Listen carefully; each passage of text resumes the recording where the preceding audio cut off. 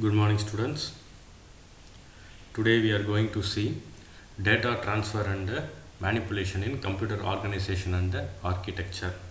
So, first we will see what is the data transfer and data manipulation.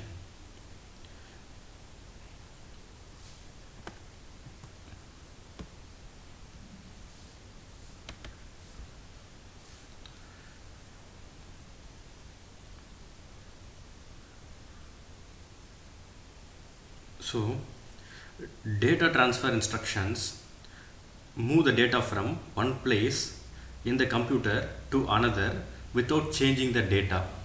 That you call it as data transfer. So, data transfer means moving the data from one place to another place in a computer without changing the data. So, that you call it as data transfer. So, what is data manipulation? Data manipulation means that is data manipulation instruction perform operations on data and provide the computational capabilities for the computer.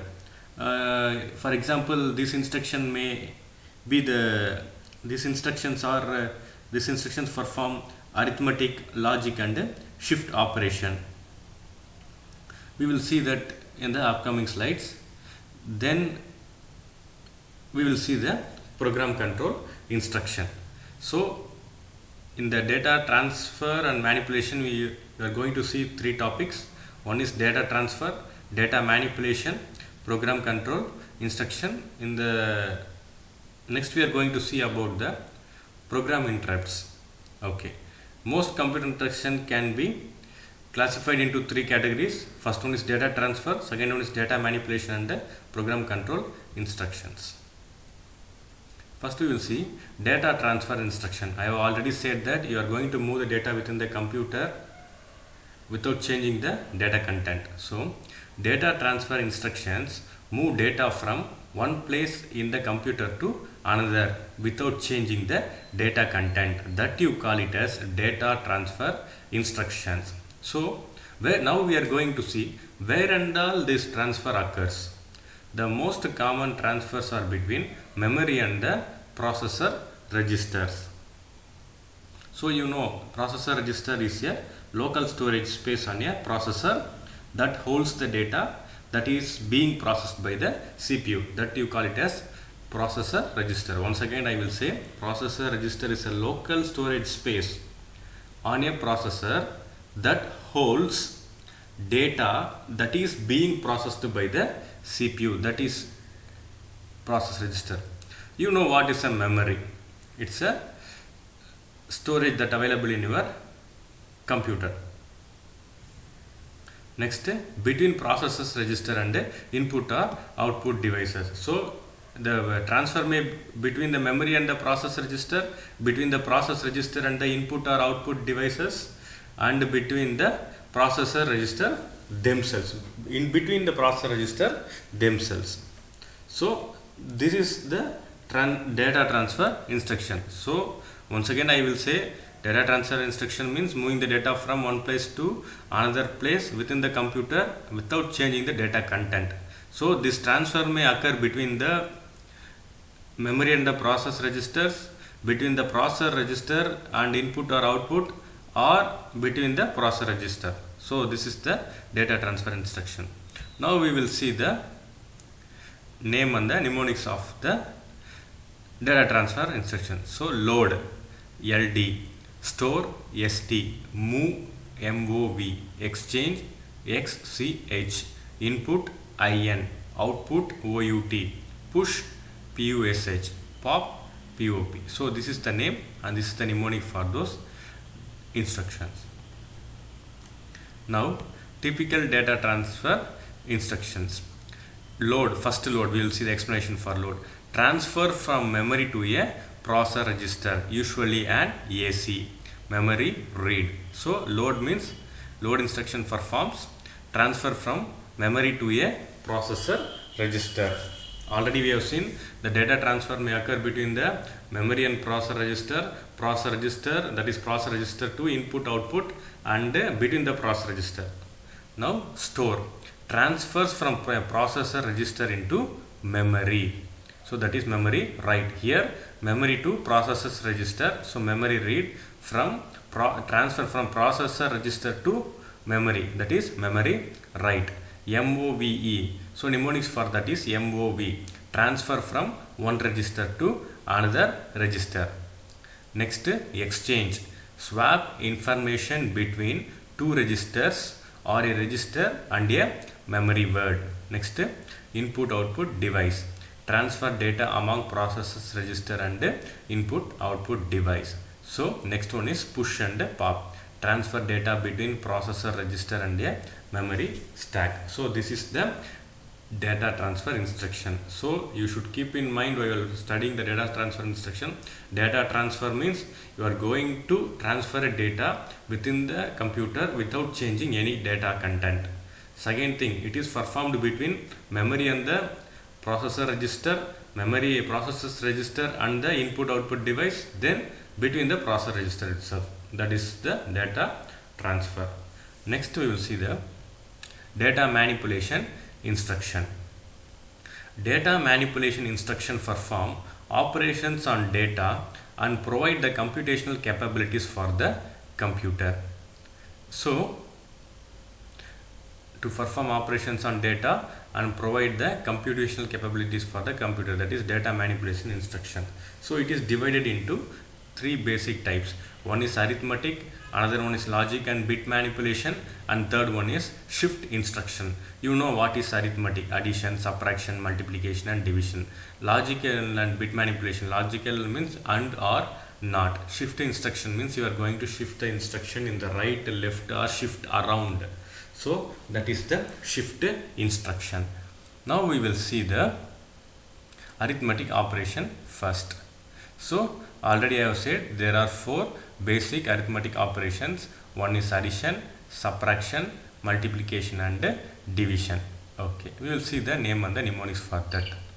So first one is increment, INC is the mnemonic, decrement, DEC, add, subtract, SUB, multiply, MUL, divide, DIV, add with carry, ADDC. See here, normal add as just ADD, but add with carry as the mnemonic ADDC, subtract with borrow SUB. So this is the name and this is the mnemonic. So this is the name and the mnemonic for the arithmetic operation. Now we will see the logic bit and manipulation instructions. Logical instructions perform binary operation on strings of bits stored in the register. So already we have seen the logical instructions in the first unit itself. So again we are studying here. So logical instruction perform bit manipulation.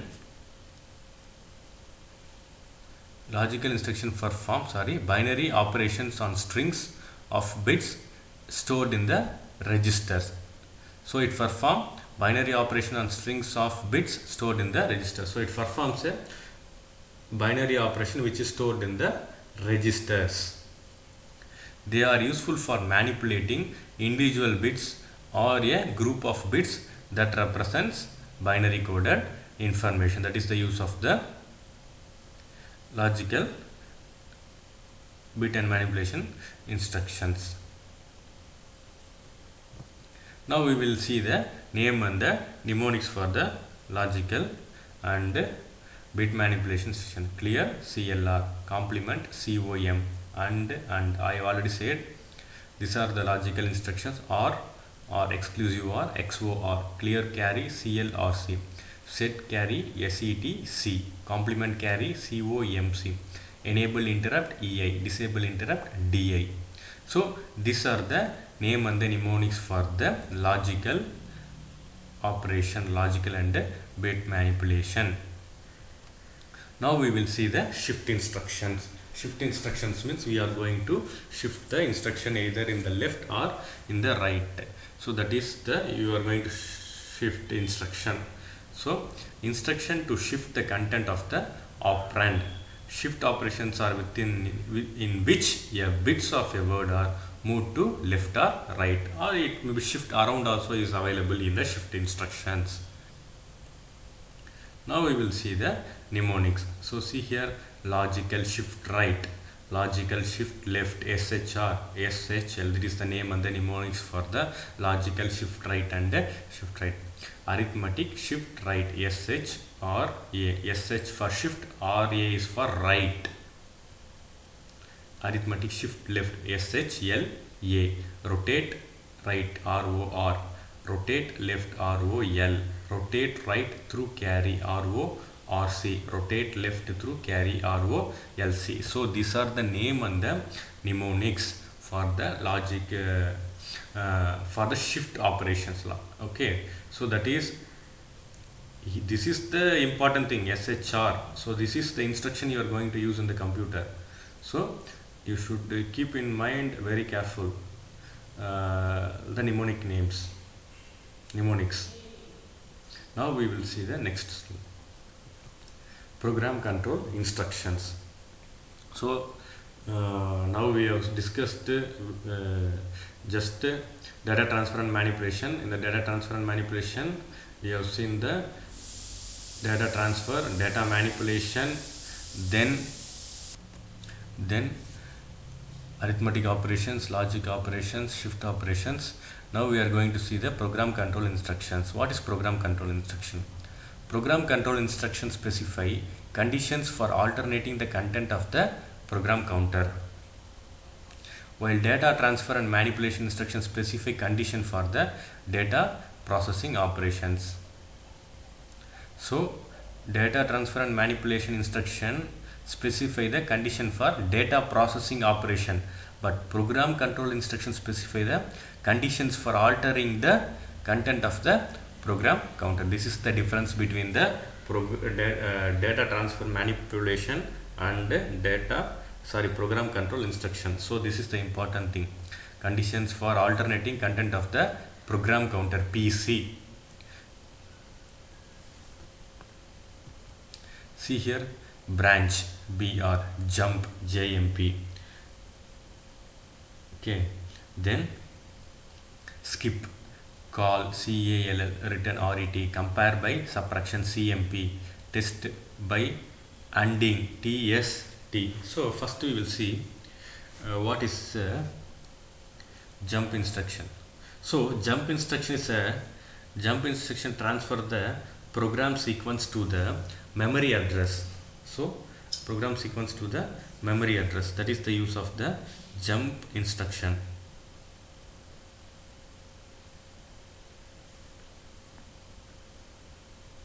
Memory address given to the operand based on the specific thing. So that is the jump instruction. Now there are two types of jump. One is a conditional jump, unconditional jump. So those things are available. Now we will see what is the call instruction.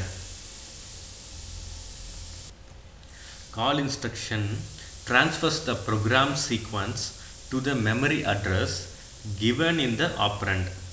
So the use of call instruction is to transfer the program sequence to the memory address given in the operand.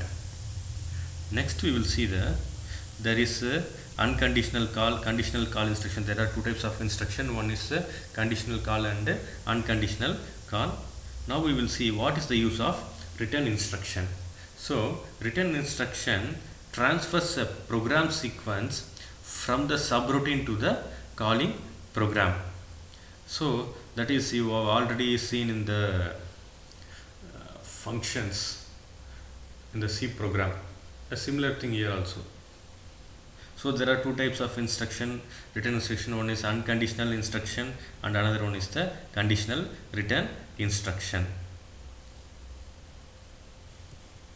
Now status bit condition. So status bit condition means it is convenient to supplement the arithmetic logic unit circuit in the CPU with status register, where bit conditions can be stored for further analysis. So Status bits are also called condition code bit or flag bit. The four status bits are symbolized by C, S, Z and V. The bits are set to cleared as a result of an operation performed within the ALU, arithmetic logic unit. We will see that. So what is the use of bit C, bit S, bit Z and bit V? So bit C carry is set to 1 if the n carry C8 is 1. So see here. So this is the 4-bit status register. So see here, you have got 8-bit arithmetic logic unit, that is from F0 to F7 totally 8. So 2 input is given A and B.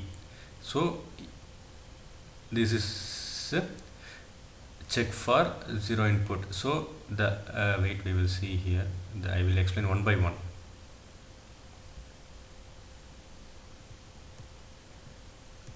See here, bit C carry is set to 1 if the n carry C8 is 1. It is cleared to 0 if the carry is 0. Bit C stands for carry.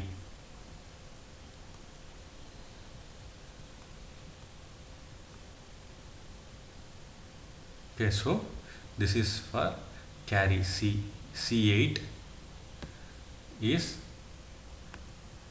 C is set to 1 if the n carry C8 is 1, it is cleared to 0. Then now bit S set to 1 if the highest order of the bit F7 is 1. So see here, F7 is 1, this F7.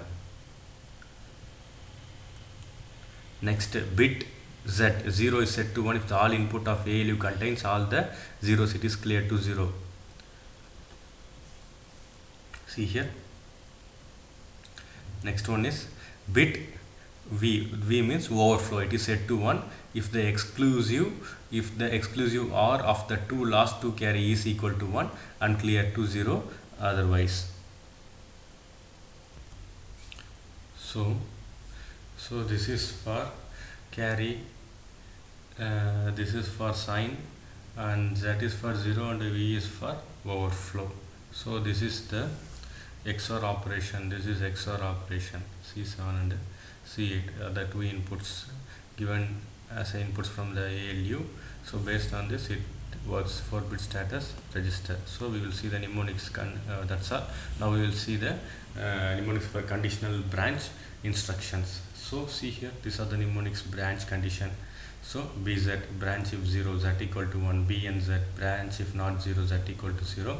So these are the conditional branch instructions. So see here. Now we will see the subroutine and the call return. So it is a self-contained sequence of instruction that perform a given computational task. That is the subroutine call and and return. So it is a self-contained sequence of C instruction. That means self-contained means itself. It is a self-contained sequence of instruction that performs a given computational task. During the execution of program, a subroutine may call when it is called. A branch is executed to the beginning of the subroutine to start the executing its set of instructions. It may be any instructions. So after the subroutine has been executed, a branch is made back to the main program. So this is a subroutine call and return. It is, I have already said, it is like a function that you have seen in the C program. A subroutine call is implemented with the following micro operations. So call SP stack pointer, SP points to SP minus 1 decrement the stack point. So you know what is a stack, and last in first out which the element enters last, that is popped out first. So we have perform push and pop in the stack. So we will see that memory PC push content of PC onto the stack. So this content is pushed into the memory of the stack. PC effective address transfer control to subroutine. This is called, now this is return, that is subroutine call and return. Pop stack and transfer to PC. See here, this is reversed here. Now increment the stack pointer. You already know what is stack and what is queue, those things and all. So while you're performing push and pop operations. Now we will see the program interrupt. So interrupt, what is an interrupt? Okay, we will see what is an interrupt. So transfer program control flow from a currently running program to another service program, that you call it as program interrupt. As a result, an external or internal generated request. As a result of an external or internal generated request, as a result of that is call it as program interrupt. Control returns to the original program after the service program is executed. So you already know what is the interrupt. Some disturbances caused by anything, that you call it as normally interrupt. Here program interrupt means a program is running in your computer, currently running that is a transfer of program control from a currently running program to another service program. A program is running in your computer. This